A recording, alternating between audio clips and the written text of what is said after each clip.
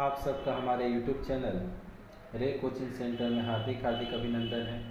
अगर आप हमारे इस चैनल पर फर्स्ट टाइम आए हैं तो कृपया कर इस चैनल को सब्सक्राइब कर लीजिए तथा बेल आइकन के बटन को प्रेस कर दीजिए ताकि कोई भी नोटिफिकेशन आप तक सबसे शीघ्र पहुंच सके।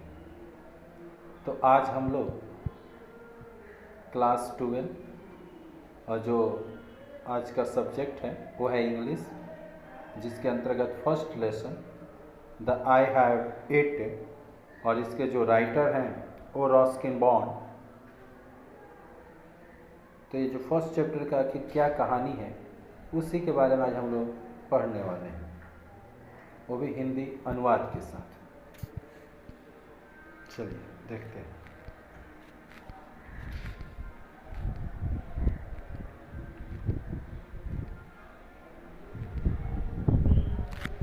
तो रोहाना स्टेशन तक गाड़ी के कमरे में मैं अकेले ही था। यहाँ जो राइटर हैं वो कह रहे हैं कि मैं तो रोहाना स्टेशन तक, वो जो गाड़ी यानी जो ट्रेन है उसमें मैं अकेले ही था उस कंपार्टमेंट में। उसके बाद एक लड़की गाड़ी के कमरे में चढ़ती है यानी उस कंपार्टमेंट में। जो दंपति उसे विदा करने आए थे संभवतः वह उसके मम्मी पापा थे। लड़की की सुचारू यात्रा के प्रति वे चिंतित दिखते थे, यानी वो लोग बहुत ही व्याकुल थे कि कैसे आखिर उनकी लड़की कहाँ बैठे, क्या क्या करना चाहिए रास्ते के समय, मतलब सफ़र करते समय। ये सारे चीज़ों को लेकर वो लोग बहुत ही चिंतित दिखाई दे रहे। महिला उस लड़की को सविस्तार समझा रही थी कैसे कहाँ अपना असबाब रखना होगा, कहीं खिड़की के बाहर झुकना नहीं चलेगा तथा किसी अपरिचित सहयात्री से बातचीत भी नहीं करना है जो अनजान व्यक्ति हों, और उपेक्षा भी करना है। अगर मानो कोई जो भी कुछ लुभावना बना दे, इस सभी से मतलब कि एक तरह से कहा जाए तो उसका उपेक्षा करना। वे उसे विदा की और गाड़ी भी स्टेशन से अब चल पड़ी। चूँकि उसी समय मैं पूरी तरह अंधा था और मेरी आंखें सिर्फ प्रकाश और अंधकार की उपलब्धि को ही महसूस कर सकती थी। मैं समझ नहीं सका कि लड़की देखने में कैसी थी, लेकिन मैं यह समझ गया कि जो लड़की है वो चप्पल पहने हुई थी, क्योंकि एड़ी के स्पर्श से न उसके चट चट का आवाज़ निकलती थी। मतलब जब हम लोग चलते हैं, अगर मानिए कि सैंडल पहनकर यानी चप्पल पहनकर, तो खटखट मतलब कि वो चट चट का आवाज़ आता है। तो इससे राइटर यानी रस्किन बॉन्ड को ये पता चल गया था कि लड़की चप्पल तो अवश्य पहनी। वह कैसी थी यह जानने के लिए मुझे कुछ समय लगता है। हो सकता है मैं नहीं भी जान पाता, किंतु उसके गले की आवाज़, यहाँ तक उसके चप्पल की आवाज़ मुझे, मतलब बताया जा राइटर कर रहे हैं, किंतु उसके गले की आवाज़, यहाँ तक कि उसके चप्पल की आवाज़ मुझे अच्छी लग रही थी। क्या आप देहरादून तक जाएंगे? मैंने उससे पूछा, यानी जो राइटर रस्किन बॉन्ड है वो उस लड़की से, ये दोनों एक तरह से कहा जाए तो उस ट्रेन के कंपार्टमेंट में और अकेले अकेले हैं। वो भी इधर, वो भी अनजान है कि कोई इस कंपार्टमेंट में नहीं है, और ये भी, पर राइटर को पता है कि हाँ इस कमरे में यानी उस कंपार्टमेंट में एक जन न्यू कंपेनियन यानी साथी आया है। तो यहाँ पर जो हमारा राइटर है यानी रस्किन बॉन्ड, वो पूछ ही देते हैं कि क्या आप देहरादून जाएंगे? मैं बिल्कुल अंधकार कोने में बैठा था, इसीलिए मेरे गले की आवाज़ ने उसे हतचकित कर दिया। जैसे ही ये आवाज़ वो लड़की सुनती है अचंभित हो जाती है। वह कुछ विस्मय प्रकाश करते हुए बोली, मैं नहीं जानती थी कि यहाँ कोई और है। वो तो लड़की जानती थी कि उस कमरे में सिर्फ वही अकेले बैठी है।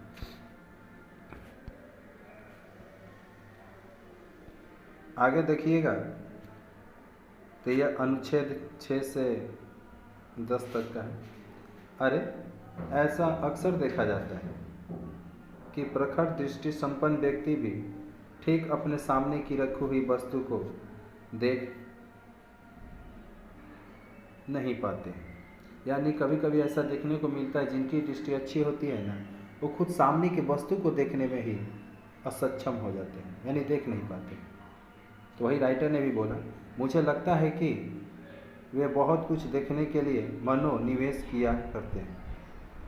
दूसरी तरफ जो लोग देख नहीं पाते, यानी दृष्टि के जो निर्बल होते हैं, ऐसे व्यक्ति सिर्फ आवश्यक वस्तुओं के प्रति ही ध्यान केंद्रित करते हैं। यानी जिनकी दृष्टि अच्छी नहीं, जो देख नहीं पा रहे, उनको सिर्फ क्या है, तो उनको सिर्फ आवश्यक वस्तु से ही केवल मतलब और उसी के प्रति वह ध्यान देते हैं, उसी के प्रति वह केंद्रित रहते हैं। वह जो कुछ भी हो बाकी इंद्रिया को प्रभावित करे या क्यों ना करे। मैंने सोचा, क्या मैं इस विषय को छिपा सकूंगी कि मैं अंधी हूँ? कौन बोल रहा है जी? ये लड़की। बल्कि मैंने अपने निर्दिष्ट स्थान पर बैठूं। मुझे लगता है कि काम बहुत कठिन नहीं होगा। लड़की बोली, मैं तो सहारनपुर उतरूंगी, मेरी चाची वहाँ मुझे लेने आएगी। यानी ये लड़की जो बतला रही है कि उसको सहारनपुर उतरना है और उसको जो एक्सेप्ट करने आएंगे वो उसकी चाची आंटी होगी। तब तो तुम्हारे साथ मेरा मिलना जुलना उचित नहीं होगा, ये राइटर बोल रहा। मैंने उत्तर दिया, ये चाचियाँ ना सामान्यतः विकट जीव हुआ करती है। यानी चाची के बारे में थोड़ा सा टांग खींच रहे हैं राइटर। आगे देखिएगा, यह हिंदी अनुवाद अनुच्छेद 11 से 16 तक है।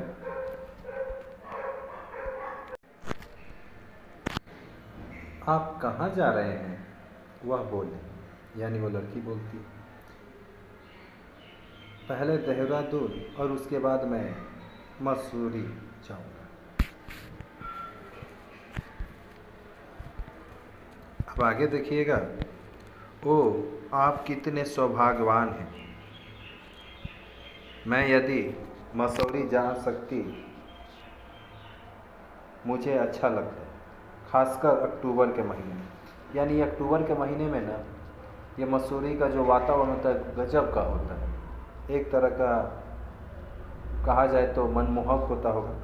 हाँ, वह सबसे उत्तम समय होता है, ये राइटर बोले अपनी स्मृति को याद करते हुए। मैंने कहा, उस समय जंगल, ये जो जंगली डालियाँ जो होती है, फूल से पहाड़ से भर जाता है। सूर्यताप बहुत ही मनोरम लगता है, सूर्य का प्रकाश भी बड़ा ही मन को भाने वाला लगता है। और रात में लकड़ी की आग के बगल में बैठकर कुछ बारंडी का स्वाद चखा जाता है। और उस समय तो अधिकांश पर्यटक चले जाते हैं, सड़क सूना और प्रायः निर्जन ऐसा महसूस होता है। हाँ, अक्टूबर माह ही सबसे उत्तम समय होता है। लड़की बिल्कुल चुप रही। मैं अबाक हुआ यह सोचकर कि क्या मेरी बातों से उसे कोई चोट तो नहीं न पहुंची। मुझे एक मूर्ख प्रेमी समझ बैठी। कहीं वो मुझे मूर्ख प्रेमी भी तो नहीं समझ बैठती है। हो सकता है मुझसे कोई गलती हो गई हो। बाहर क्या देखा जा रहा है? मैंने पूछा। यानी ये राइटर पूछ रहा है कि आउटसाइड, यानी जो ट्रेन का जो कंपार्टमेंट है, यानी दोनों तो खिड़की चली गई है, क्या कि बाहर में क्या दिखाई देता है, क्या देखा जा रहा है? मालूम हुआ कि प्रश्न में उसे अनोखापन कुछ नहीं मिला। क्या उसे इतने में भी प्रतीत हो गया कि मैं आंखों से कुछ देख नहीं सकता? अब यहाँ पर राइटर को डर होने लगा। जो रॉस्किन बॉन्ड है, उन्होंने तो क्वेश्चन तो कर दिया क्या कि बाहर में क्या दिखाई दे रहा है, पर अब उनको खुद डाउट होने लगा कि कहीं ये जो लड़की है वो कहीं मेरे बारे में ये तो नहीं न सोच रही है कि मैं देख नहीं पाऊंगा। किंतु उसका अगला ही प्रश्न,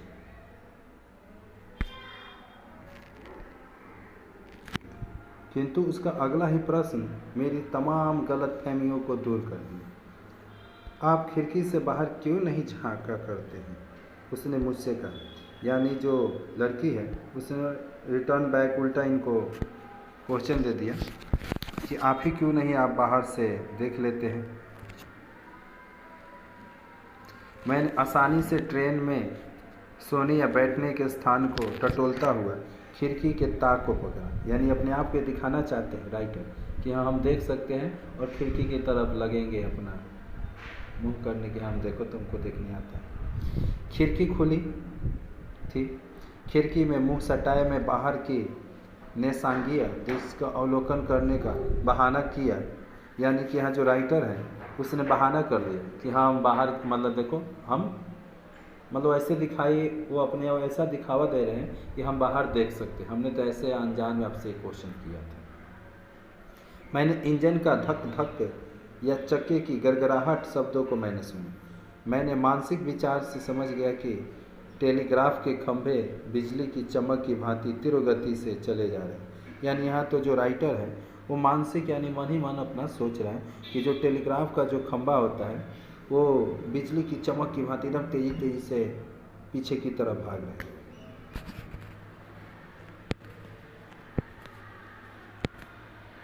मैंने हिम्मत जुटाकर पूछा, क्या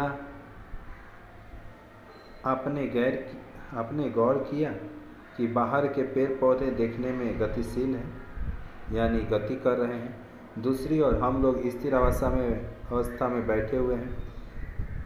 ये राइटर का क्वेश्चन है। यानी उस लड़की को कह रहा है कि आपने गौर किया कि बाहर के जितने भी चीज़ है वो सारे गतिशील है और हम लोग स्थिर हैं। वो फिजिक्स वाला हो गया कि अंदर ट्रेन के अंदर बैठिएगा तो बाहर का चीज़ गतिशील और बाहर से देखिएगा तो आप स्थिर और ट्रेन गतिशील। तो यहाँ पर राइटर ने भी एक मतलब एक चाल चला। ऐसा तो बराबर ही होता रहता है, वह बोली। यानी वो जो लड़की है बोले ऐसा तो हमेशा होता है कि हाँ अंदर बैठिएगा तो बाहर का गतिशील होगा, बाहर से देखिएगा तो ट्रेन गतिशील होगा। क्या आपने किसी जीव जंतु को देखा है? यानी लड़की ने पूछा। आगे देखिएगा। नहीं, मैं बहुत ही आत्मविश्वास के साथ उत्तर दिया। मैं जानता था कि देहरादून के आसपास के जंगलों में और कोई जीव जंतु अवशिष्ट नहीं रह गए। यानी यहाँ पर राइटर को पता है कि जो देहरादून का जो जंगल है उस जंगल में एक तरह से कहा जाए तो और कोई जीव जंतु देखने को नहीं मिलते। अतः उसने अनुमान के आधार पर बोल दिया कि हाँ अब यहाँ कोई जीव जंतु नहीं दिखाई दे। मैं खिड़की से थोड़ा हटकर लड़की के आमने सामने बैठे। कुछ देर तक हम लोग चुप रहे। आपकी मुखाकृति बहुत ही दिलचस्प है। यहाँ राइटर अब लड़की को थोड़ा सा कहा जाए तो पसंद करने लगा है और उसने एक प्रश्न किया, मतलब कि एक तरह से कहा जाए तो उनको खुश करने के लिए कि आपकी मुखावृत्ति बहुत ही दिलचस्प है। मैंने कहा मेरा कथन था तो साहसी किंतु सुरक्षित नहीं। यानी ये जो राइटर है बोल तो दिया, लड़की का तारीफ तो कर दिया, किंतु डरते हुए। खूब कम संख्यक लड़कियां ही हैं जो इस प्रकार की खुशामदी की उपेक्षा करती हैं। वह बहुत ही मधुर मुस्काई और एक सरल खिलखिलाहट हंसी भरी। मेरी मुखाकृति बहुत ही दिलचस्प है। यानी कि बोलती है कि अरे ये जो मेरा मुखाकृति यानी मेरा जो फेस का जो स्ट्रक्चर है यानी आकार है वो बड़ा ही दिलचस्प है। यह कहना अति सरल है, ये तो सिंपल बात है। दरअसल मैं तो बहुत सारे लोगों के मुंहों से सुनकर ना मेरा कान मतलब कहा जाए तो पक गया, यानी हम थक गए कि मैं देखने में बहुत ही सुंदर हूँ। यानी ये लड़की कई लोगों के मुंहों से ये सुन चुकी थी कि उसके मुंह की आकृति काफ़ी अच्छी है और वो देखने में अति सुंदर है। हाँ, मेरी धारणा ठीक ही निकली। निश्चय ही आपकी मुखाकृति बहुत सुंदर है। अतः मैं ऊंची आवाज़ में कह बैठा, हाँ अवश्य दिलचस्प मुखाकृति सुंदर ही हो सकती है।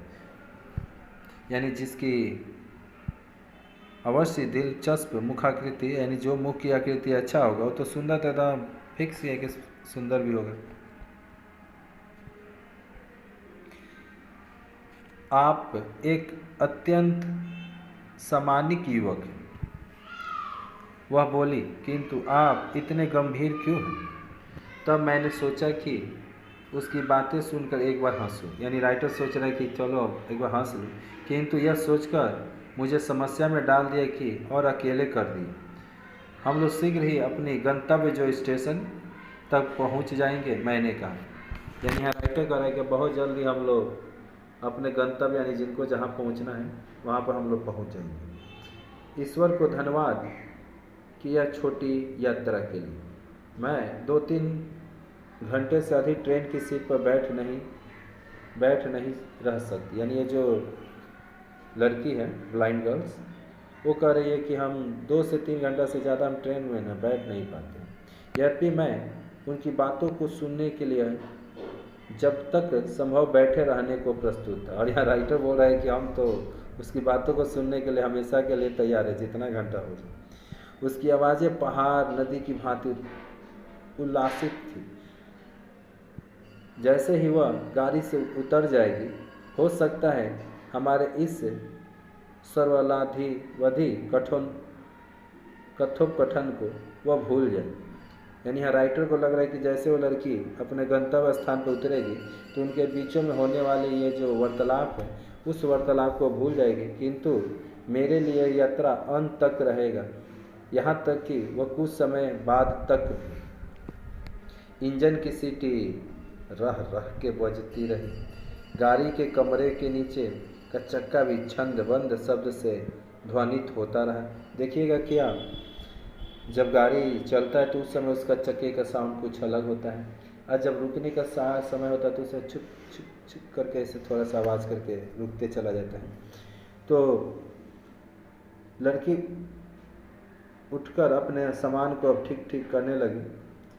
मुझे प्रतीत हुआ कि वह गोलाकार खोपा बांधी, मतलब कि ऐसा लग रहा है कि इसको राइटर को कि वो जो लड़की है ना, वो खोपा बांधी और अपना केस को चोटी बनाकर रखी है, जैसे औरतें लोग चोटी बनाती हैं संभवतः। यानी कि जो खोपा बना है वो चोटी का बना है, चोटी पहले करके उसके बाद खोपा बनाना। संभवतः केस उसके कंधे पर झूल रहे हो और काट कर वह छोटी की हुई हो। गाड़ी धीरे धीरे स्टेशन में प्रवेश की। बाहर कुली एवं फेरी वालों के शोर शराबों में ही गाड़ी के कमरे के दरवाजे के निकट एक महिला की आवाज़ सुनाई दी। कंठ स्वर निश्चित रूप से उसकी चाची ही होगी, ये राइटर को महसूस हुआ। विदाई, लड़की बोली कि हम विदा लेते हैं जी। वह मेरे नज़दीक ही खड़ी थी, इतना नज़दीक कि उसके केस की सुगंध ने मेरे मन को प्रभावित कर रही थी। यानी कि ये जो राइटर उसके मन में ना अब समझिए कि कुछ होने लगा है उस लड़की के प्रति, और उसका खास करके उस केस का जो सुगंध है उसको तो और भी मतलब कहा जाए तो इसके मन को प्रभावित कर रहा था। उसके केसों को स्पर्श करने के लिए मैंने अपना हाथ ही उठाना चाहा, किंतु वह खिसक गई। यानी वो जो लड़की है, जैसे उसकी सुगंध भरी केस को छूने के लिए राइटर ने अपना हाथ उठाया, आगे बढ़ाया, तले क्या होता है कि वो लड़की आगे की तरफ खिसक गई। वह जिस स्थान पर खड़ी थी सिर्फ वहाँ सुगंधित सौरभ से भरा हुआ था। दरवाजे पर कुछ झमेला हो रहा था। दरवाजे से कमरे में प्रवेश करते समय व्यक्ति हकलाते हुए क्षमा याचना की। उसके बाद जोर से दरवाज़ा बंद हुआ और जैसे समग्र पृथ्वी के दरवाजे पुनः फिर से बंद हो गए। मैं अपने स्थान पर वापस आ बैठा, यानी राइटर आप आकर अपने स्थान पर फिर से बैठ गए वही, और गार्ड ने गाड़ी छोड़ने की सीटी बजाई और हम लोग पुनः आगे बढ़ चले। एक बार और मैं अपने एक नए सहयात्री के साथ खेल खेलूँगा। यानी यहाँ पर यही आप देख सकते हैं इस कहानी में कि यहाँ पर जो राइटर है रस्किन बॉन्ड भी, यानी जो नरेटर है वो भी एक तरह से कहा जाए तो अंधा, और जो हमारा मेल कंपेनियन है यानी जो लड़की थी वो भी एक तरह से कहा जाए तो अंधी है, और एक दूसरे को ऐसा दिखावा कर रहे हैं कि हम अंधे नहीं हैं, और ऐसे करते वो लड़की समझिए कि इस राइटर यानी रस्किन बॉन्ड को चूना लगा के चली गई कि हम अंधे नहीं, अब पूरा वो अपना खेल खेल ले। अब क्या होता है कि आगे देखिए, गाड़ी गतिशील हुई, चक्के अपने क्षण में ध्वनित हुए, अब धीरे धीरे चक्का अपना गति पकड़ रहा है। गाड़ी हिचकोले खाते हुए चलना आरंभ की। मैं खिड़की खोलकर उसके सामने बैठ सूर्य की ओर एकटक देख रहा था, जो वस्तु मेरे लिए अंधकार के समान था। खिड़की के बाहर कितने प्रकार की घटनाएं घटती, बाहर क्या हो रहा है इसका अंदाज़ा किए जाना यह एक बहुत ही सुंदर खेल हो सकता है। व्यक्ति हमारे कमरे में प्रवेश किए और मेरे दिवा स्वप्न को भंग कर दिया, यानी कि जो ये दिल में ये सपना देख रहा था उस सपना को भंग करने वाला एक न्यू कंपेनियन आ गया। आप संभवतः बहुत ही निराश हुए हैं, वह बोला, यानी जो नया साथी है बोला कि वो हो सकता है आपको निराशा हुआ होगा हमारे आने से। अभी अभी जो उतर के गई ना, उसकी तुलना में सहयात्री के रूप में मैं सचमुच ही वैसा आकर्षक नहीं।